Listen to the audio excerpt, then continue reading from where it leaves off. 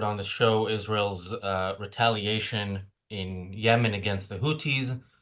This is the third strike by Israel in Yemen since the Houthis joined the war against Israel.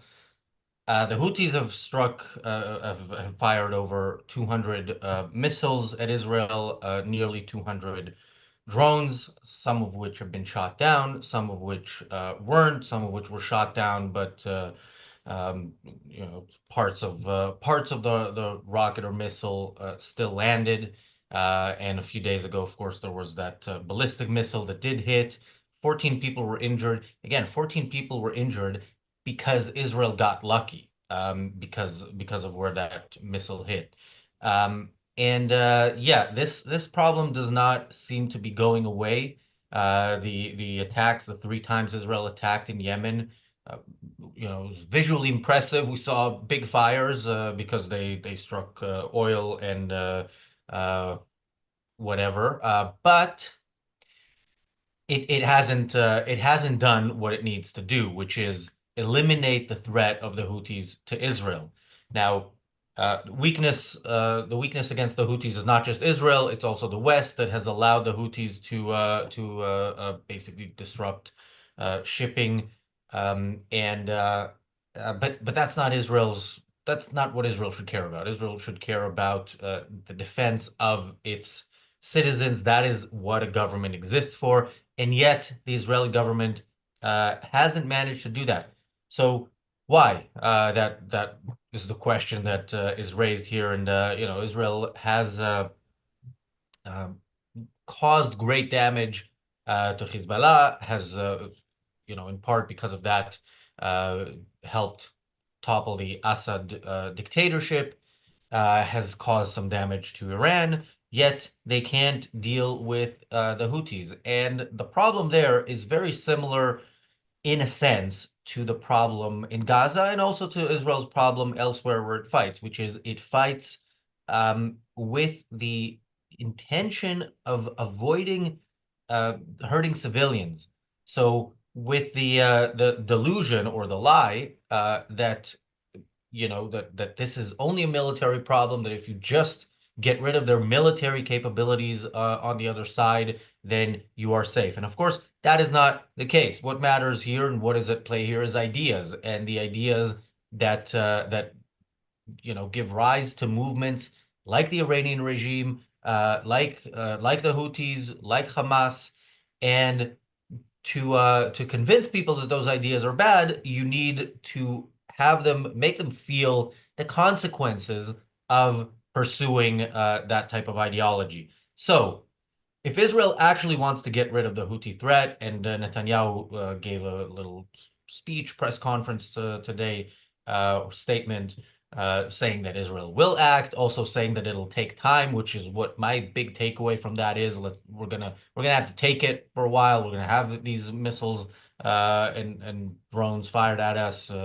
Maybe people will die, whatever. We'll eventually get there. And yeah, if Israel shift in its mindset on that and said, you know what, let's make the people of Yemen pay for what is being done in their name, and then maybe some of them will say, you know what, not in my name. Let me stand up to this threat to other countries that is also not really good for the people of Yemen. Then they might reconsider accepting it. So that is what Israel is dealing with. Of course, Israel will not take our advice, as we know, but it should, and we will keep giving it. Welcome to the Daily Objective. Daniel, your thoughts on what Israel is doing and what it should do with the Houthis?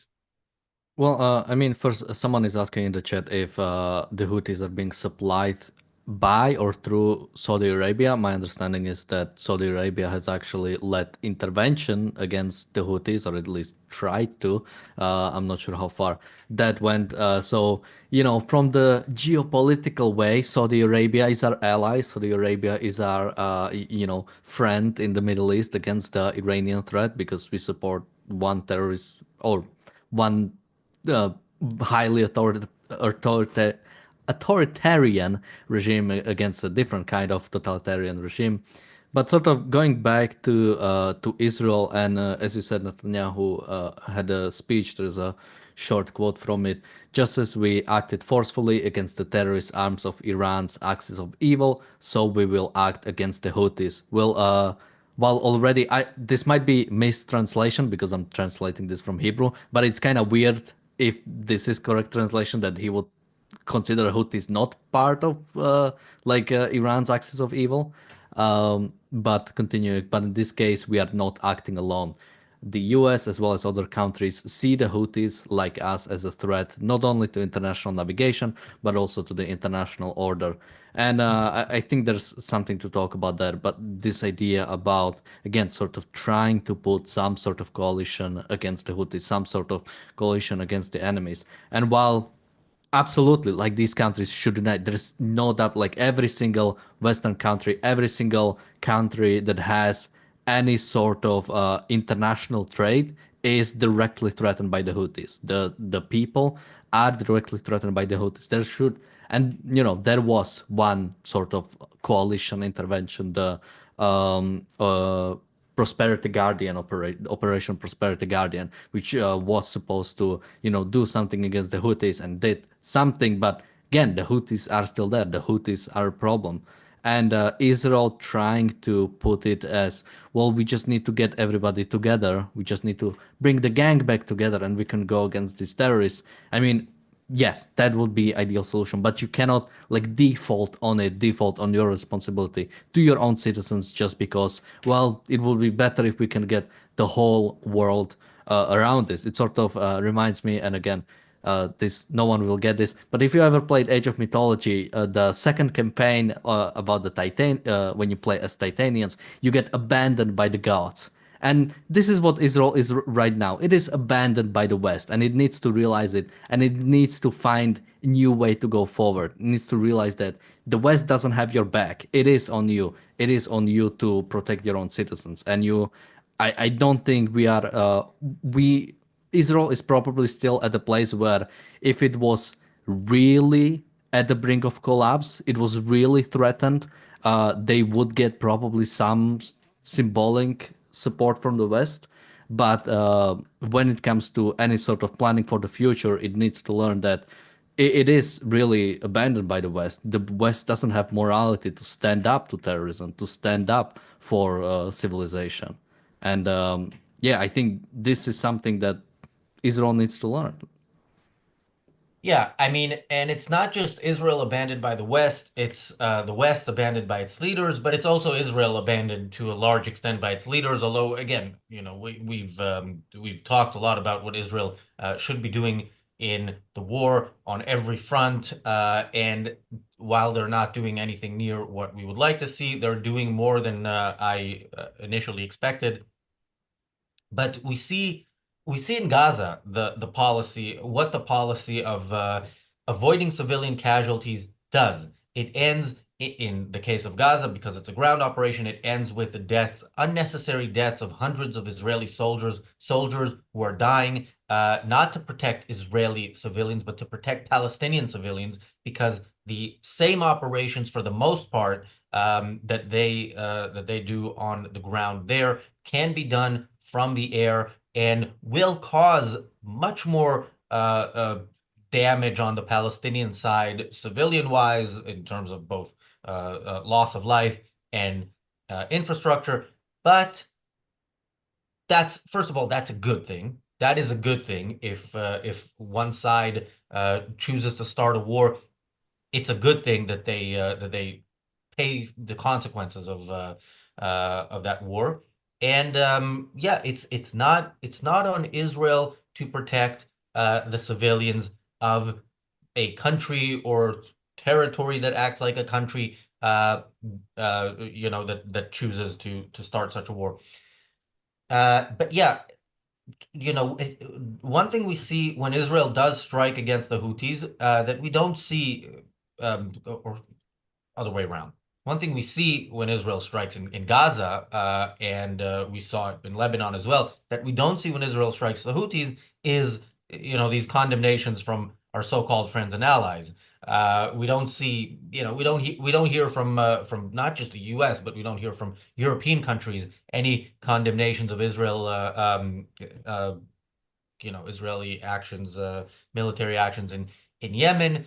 And on the one hand, I'm sure Netanyahu loves that and would love to keep it that way. On the other hand, maybe that tells you something. Maybe it tells you, maybe if people who criticize you for doing good aren't criticizing you for something you're doing, maybe it's not good. I mean, that's not a 100% formula, but it is something to consider. If Norway isn't condemning Israel for striking in Yemen, maybe Israel should strike a bit harder. And again, historically, we know this is how wars are won. They're not won by just incapacitating the military of the other side, which is always going to be temporary. It is done by changing, by showing that if you continue on the path that caused you to start the war, you have nothing but misery and death to look forward to. Thank you, Bonnie, for the super chat. Daniel. Yeah, I mean, I just like to remind people about our course on Leonard Peikoff's Introduction to Logic, because what you did was actually a correct application of logic. The formula is, if a backward country gets strike hard, Israel gets condemned. So if Israel doesn't get condemned, then a backward country didn't get strike hard. So this applies. And yeah, I mean, just quickly, someone in the chat said something about Saudi Arabia possibly backstabbing Israel.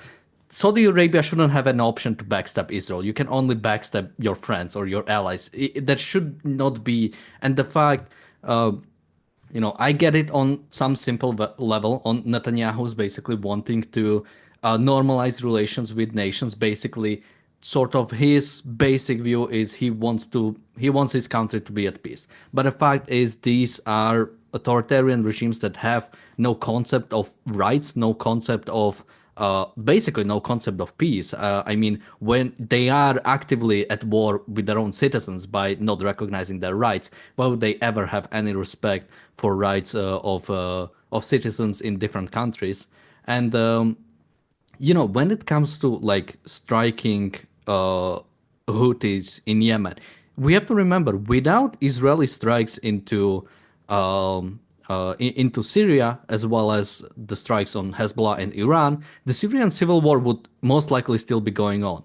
And this applies doubly in the Yemeni civil war. There is a civil war there that has been going on since 2014. And you have to remember, Israel wasn't even directly striking Assad's regime. It was just striking the nations supporting the Assad's regime. Now imagine how quickly the Yemeni civil war could end if Israel directly struck the people who are conducting the actual war. And similar to Syria, it's not like if the Houthis go away, Yemen will suddenly become this another, or Hong Kong of the Middle East, or anything like that. But that's not even Israel's responsibility. Israel's responsibility is towards its own citizens. The Houthis are actively fighting against Israelis. Not to mention, Iran or the Houthis are the proxy of Iran. Iran is also directly threatening the lives of Israelis.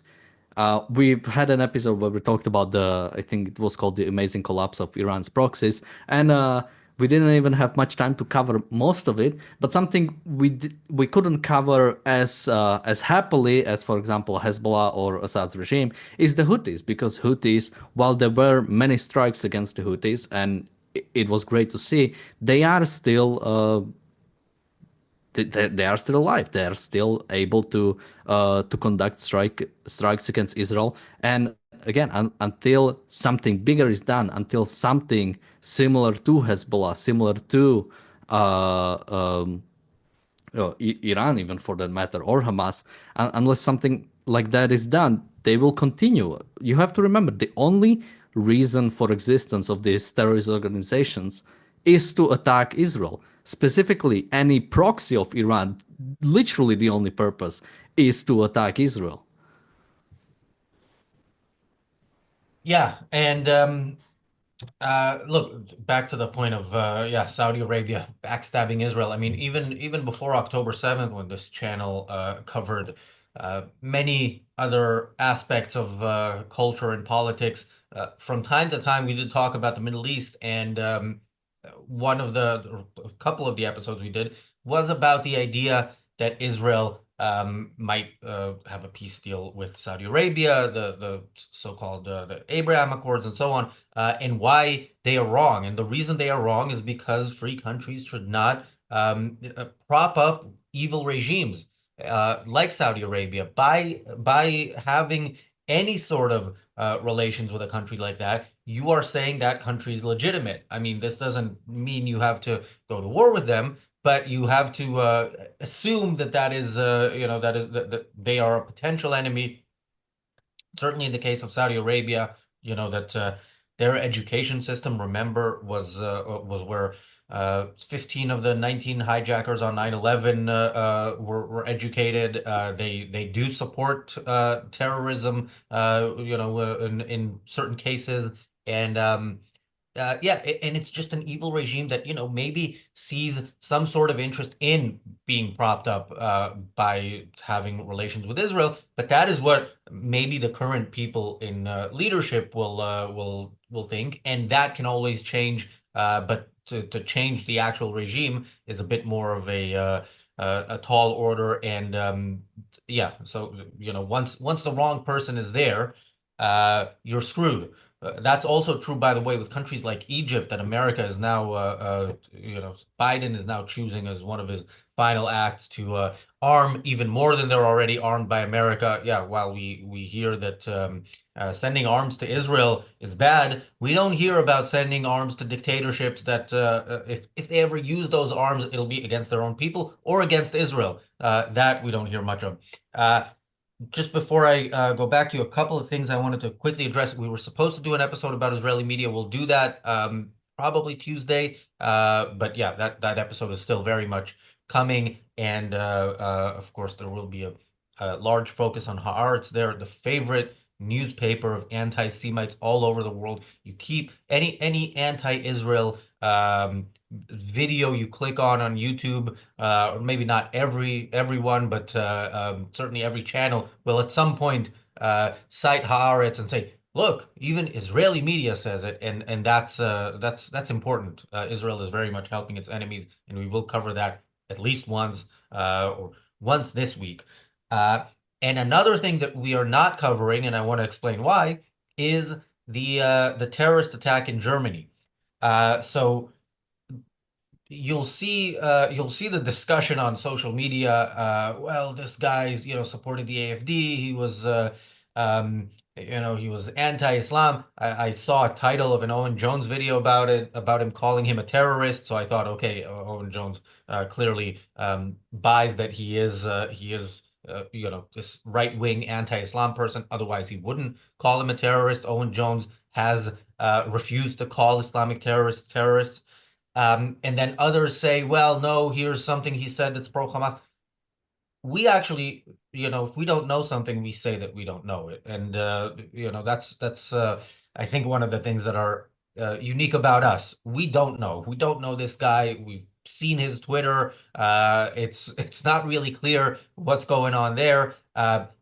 It's certainly an Islamic style terrorist attack, but we're not going to say anything until the details are clear. It'll be very weird to me if it's not done, in the name of Islam, but it's possible. It's one person acting in a certain way, and so we will wait until we actually know, and then maybe we'll talk about it. Daniel. Yeah, I mean, just on to Germany, it was similar to when, here's a, oh, I won't finish that, but when there was an assassination attempt on Trump, many people were quick to, okay, he was a Republican, well, but he donated to the democratic causes. Oh, but he posted this, and yeah, at certain points you just have to, yeah, wait and see what it happens. I mean, there's no benefit from jumping to conclusions besides, sort of like trying to put out some propaganda, just quickly, whatever, make up the facts in whatever way you want, so you can support your cause. But Uh, if you're moving to the next thing, I have one more thing about sure. this. I want to reply. Somebody says in the chat, "Why don't you guys know this? It's sort of your job." No, it's the job of the police, and certainly, even the police, it can take some time for them to know this. We're a commentary channel. We're not a news channel, and even a news channel, again, has to. It's not them who are going to investigate this. It's not our job to figure out why this guy did what he did, but it is our job to comment on cultural and political events once we have the details. And again, do you ever hear elsewhere we don't know yet, so we're not going to comment on it line? I think that's a very good thing about us. And I always think back to this Jeremy Bowen uh, quote of him saying about reporting Hamas death toll numbers from Gaza and saying, well, those are the only numbers we have. So what do you expect us to do? Not report any numbers? And the answer is yes. If you don't know something, don't report it. Yeah, and just quickly, someone says that he hates Israel. Well, funny stuff about hating Israel. It unites people. It unites the far left and the far right. So it's hard to even sort of, have any sort of commentary based on that. Because again, you don't know. But now going to the American support for Egypt, and I was just trying to quickly look up the reasons for it, and apparently it was their support when it comes to negotiating for Gaza. I mean, if that's one evil way to reward someone, I guess this is the one. I thought originally it was something like, to help them fight against local terrorism or something like that. But again, it's funnily enough, while I was searching why are we sending arms to Egypt, I had like, when Google like recommends you, like fills out the rest of your sentence based on what people search. It's really interesting. So why are we sending money? And this is from top to bottom to Ukraine, Lebanon, Israel, Taiwan. It's like, yeah, these are the concerning ones. Why is there no like Iran? Like we allowed more money to go into Iran. It is at the bottom, fair enough. But just interesting observation. I think I had one more point. Would you Well, mind, while sir? you think of that point, I'm doing my best to read a comment here that's in Dutch, but my Dutch is limited, and I can't really figure out if this is men are evil or people are evil. But in either case, yeah, I probably if you can try that in English, maybe we can respond to it. I disagree in both cases. So, by the way, whatever that was meant uh, to mean, but yeah, that's often a problem that I see with how people see war. They're like, oh, people are fighting. No, war is one side deciding that there should be a war. That's how war happens, and then another side hopefully defending itself against that war. And you know it's something that, yeah, is a bad thing, and the way to end it is to win it decisively, as history has shown when that is attempted and when that is not attempted, as is the case now, where Israel is into the 15th month of a war in Gaza that could have ended in less than 15 days. So yeah, some people are evil and they should be defeated, and then we can all live happily ever after. Gee, I just translated the Dutch thing. Um, Do you want so, to send that to me? oh yeah, sure.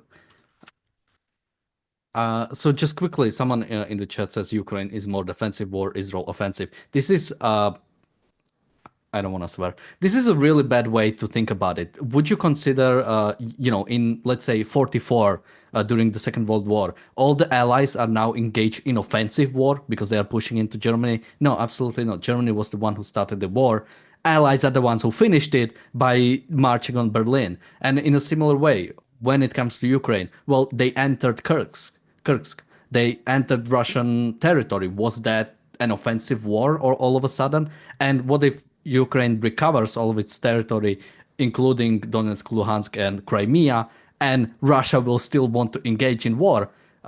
Does it suddenly turn into offensive war because Ukraine will have to finish off Russia or go further into Russia to make sure it ends? No, war is started by one side, and then the other side needs to do whatever is necessary to finish it. If it means marching on Berlin, that's what you do. If it means dropping bombs on Hiroshima and Nagasaki, that's what you do. If it means occupying Gaza, that's what you have to do. And in case of Ukraine, if it means, uh, going into Russia in some places or bombing inside Russia, which absolutely they should have been allowed from the start and should absolutely engage in if it allows them to finish the war sooner or to finish the war, then that's absolutely what you do. It's defining war by defensive or offensive is a really an essential way of defining it. It's one nation was attacked, one people were attacked, and they need to finish it.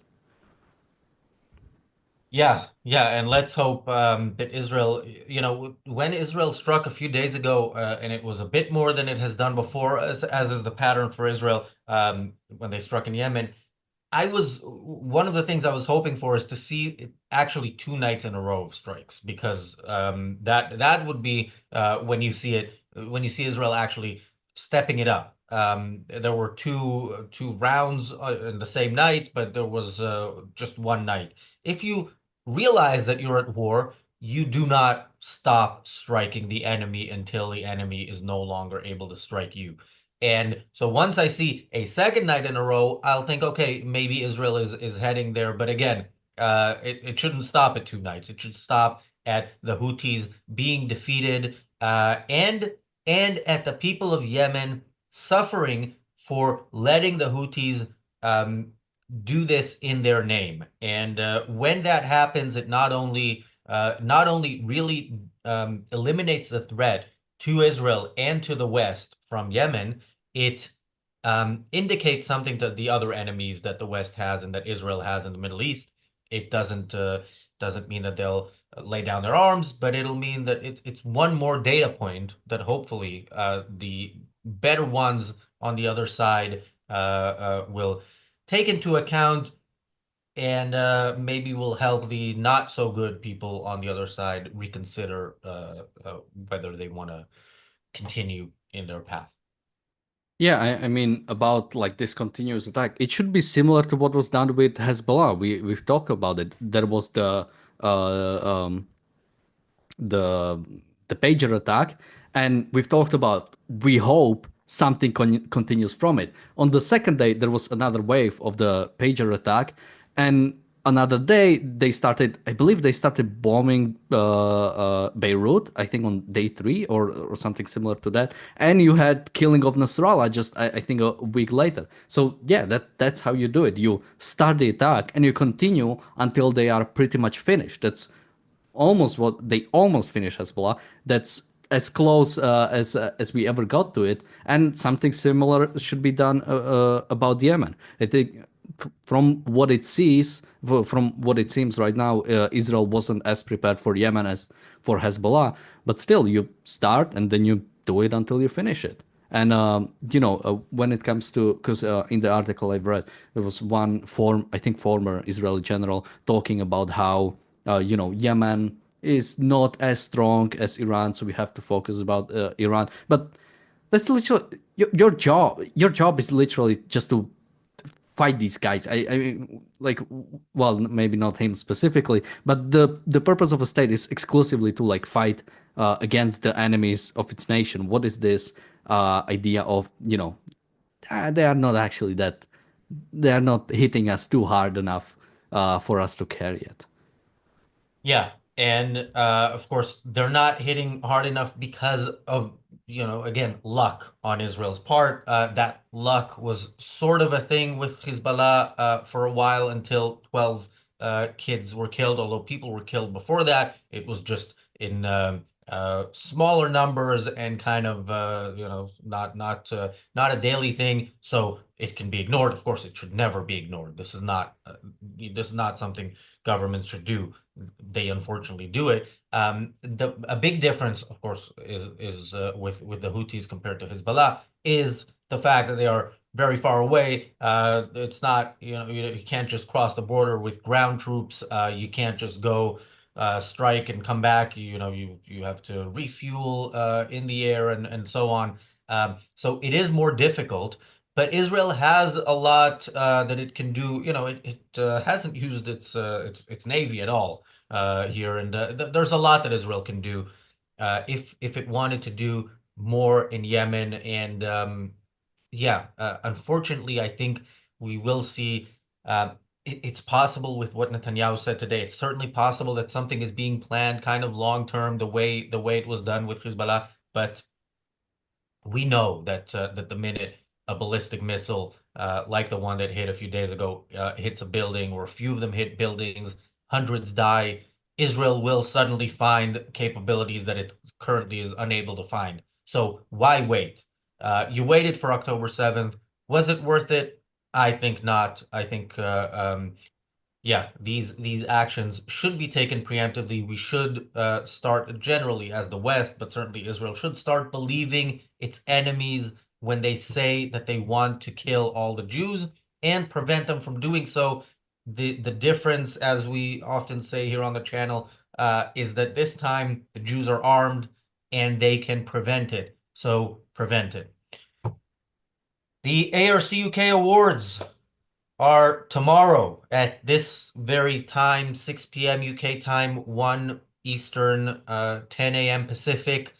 Members can vote early and twice. Yes, if you are a paying member of ARCUK through the website, through YouTube, you will have either received an email if you're a member through the website. If you're a YouTube member, there is a post on the channel which is members only, and you can vote for the different awards that we have. You will yeah, your vote will count, and then you can vote again live. Everybody can vote live. Members or non-members can vote live on the show tomorrow. So I And hope you all many join us. categories are very divisive, so every vote matters. It looks like for many of the Yes. categories. Yes, and also unlike the elections when there's millions of votes and your vote doesn't actually count, between us, you have no chance of affecting, a national election anywhere with your vote. Here we don't have millions of votes yet. Maybe next year. So your vote will, has the potential to change who wins the category. There are four options in each category, I think, except maybe one that has three. So yeah, make sure you vote, members, before the show. Voting will close, and then on the show it will start again by category. So join us for that tomorrow. Nikos will be hosting that. He's back on the channel after many months. So yeah, thanks Daniel. Thanks everybody for watching, and we'll see you tomorrow.